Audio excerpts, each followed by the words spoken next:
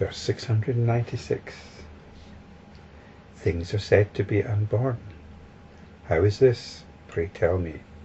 Sentient beings do not understand it, so it ought to be explained.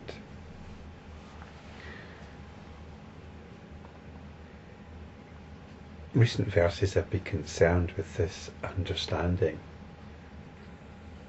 of the Buddha's teaching to the effect that the world is not born. This is Mahamuni asking the Buddha, and it's clearly something that he's struggling with. Who wouldn't struggle with it after all? Mahamuni, I think we can assume, is a monk who gets on with his practices. He gets on with his monk lifestyle. But here's this teaching of the Buddha to do with no birth.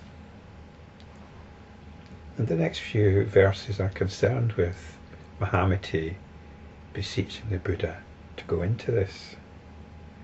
Verse 697, pray explain to me, O Mahamuni, all the Mahamuni is the Buddha, all the contradictions involved in the statements made before and after, to escape the errors of the philosophers and to be released from the perverted theory of causation.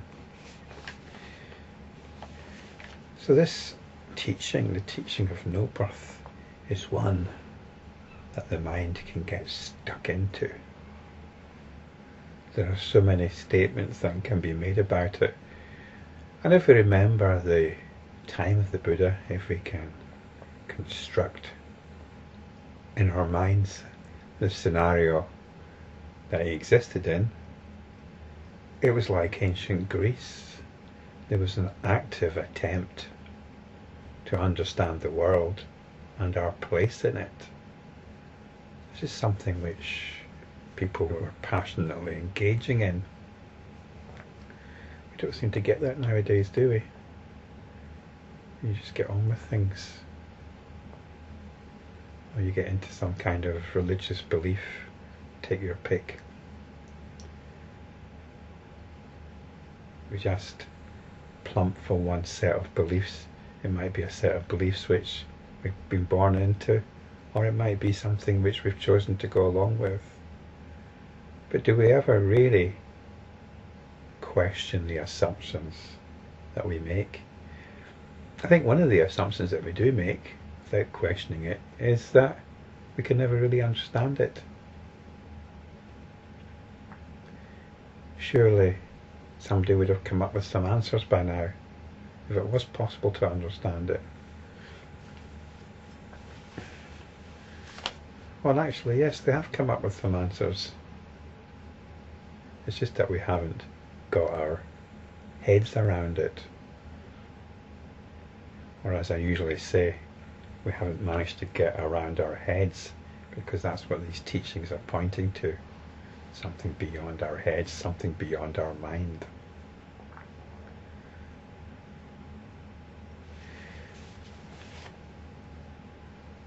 So we want to escape the errors of the philosophers and to be released from the perverted theory of causation. Perversion, the description of the theory of causation as perverted isn't some kind of value judgment. It's just pointing out that the theory of causation, to subscribe to it, to describe to the idea of birth, is actually to see things the wrong way around, to get things upside down, to allow the tail to wag the dog. And the spiritual practitioner writes this. So what is perverted about the theory of causation? Well, the theory of causation is in opposition to the teaching of no birth. The theory of causation tells us that the world has got a cause. And that cause is in the world's own terms. It's in terms of what went on in the world.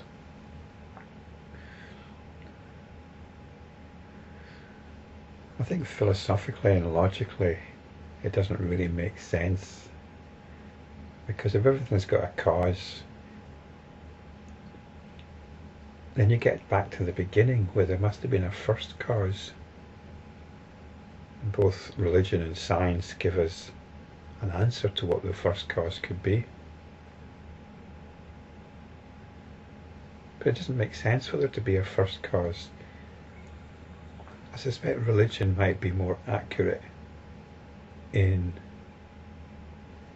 saying that God did it, because the cause has to be something outside of the universe. Although I think scientists are catching up in talking about the cause perhaps happening or being precipitated by events in other universes or higher dimensions. But never mind all that. As Enlightenment practitioners, we take the teaching of no birth as a prompt to step back from the world, to view it as a dream, a mirage, as castles in the air, as pie in the sky. And this means that we no longer make our happiness dependent on it.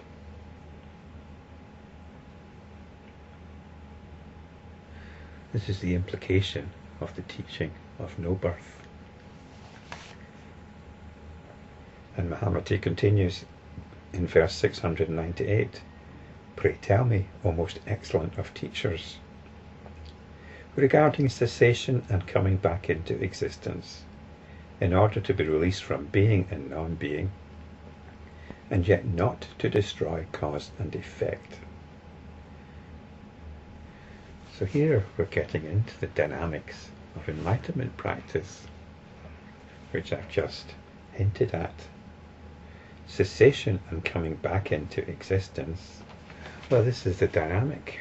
When we step back, there's different ways of looking at this, but I'm going to give the perspective of the enlightenment practitioner. When we're stepping back, this is cessation. It means we are no longer depending on the world for our happiness. We're no longer allowing it to trigger our sensibilities.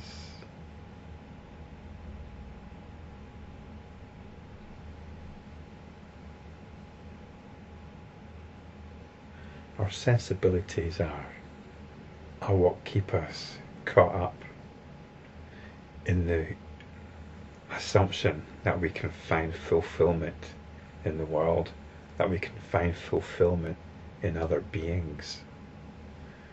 I've got to be careful when talking about the world. What it usually means is other people, actually. But we do have to come back into the world. We do have to operate. We can't just shut ourselves off completely. We get on with things. We get on with what needs to be done. We're born. There are things that we need to do. When we grow up, these things are taken care of. These things are taken care of for us by our family. We're fed, we're nourished, we're clothed, we're sheltered, we're educated, and so on. And then we have to gradually take responsibility for doing all that for ourselves. So this is something we have to get on with. We get up in the morning, we wash, get dressed, have something to eat, and then get on with whatever we get on with. We might meditate for a little while, we might go out to work, we might have children to take care of, we might be a very busy person, or we might have a lot of time on our hands. There are things we get on with. So this is existence. As enlightenment practitioners, we're observing our sensibilities. We're observing the way that these things trigger our moods, the way the world and our engagement with it triggers our moods. Then we bring to mind the teaching of no birth, the teaching of cessation. So this is being released from being and non-being. Being and non-being refers to the state of play. Being is the situation as it is, and non-being is the situation as we'd either like it to be or we'd like to avoid it being. And it says yet not to destroy cause and effect, which seems to contradict the previous verse. The only cause and effect we're interested in is the realization that much of the time we're taking our cue from other people. We're taking our cue from the world in terms of how we feel. That is the cause and effect that we destroy. So the cause and effect that we don't destroy is the realization that we can drop this and that we are now the cause of our own happiness.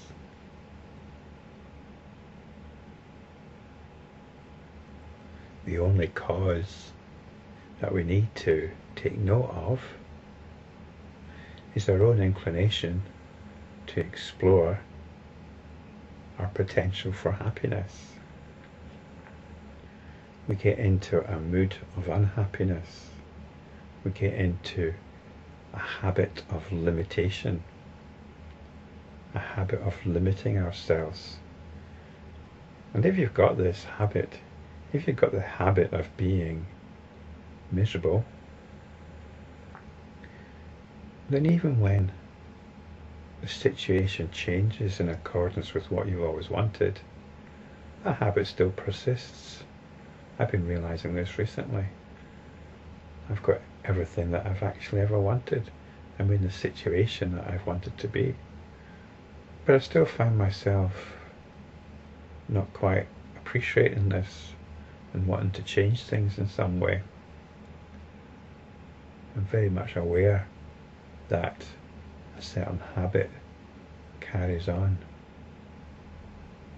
So we can't ignore this. We can't ignore the fact that we are taking our cue from the situation that we're in, from the world, from the people that we're involved with, from the news that we hear on the television. As I'm recording this, there's news. The current news is about the situation in Ukraine, and I find it very difficult to listen to, because it seems that this nation is on the brink of descending into the most bitter internecine strife. And I can't actually bear to listen to it. But the Ukraine is not part of my immediate environment. There's nothing I can do about it. There's a tragic inevitability about what's occurring, which I hope I'm wrong about. But why am I letting it be a factor in my psychic landscape? Why am I latching onto this? Modern technology gives us so many options of awful things that we can latch onto. So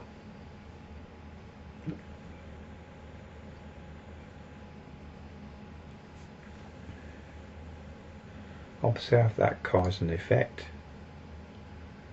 then let go of it. My misery isn't going to contribute to any solution.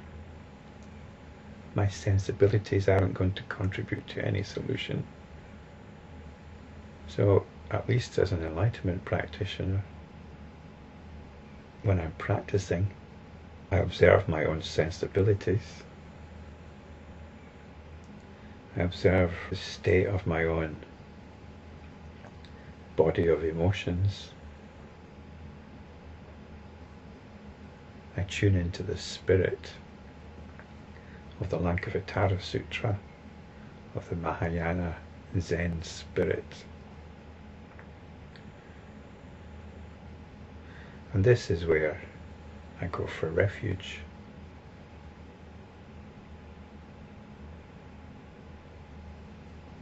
Because it leads me back to the realization, once again, of the true nature of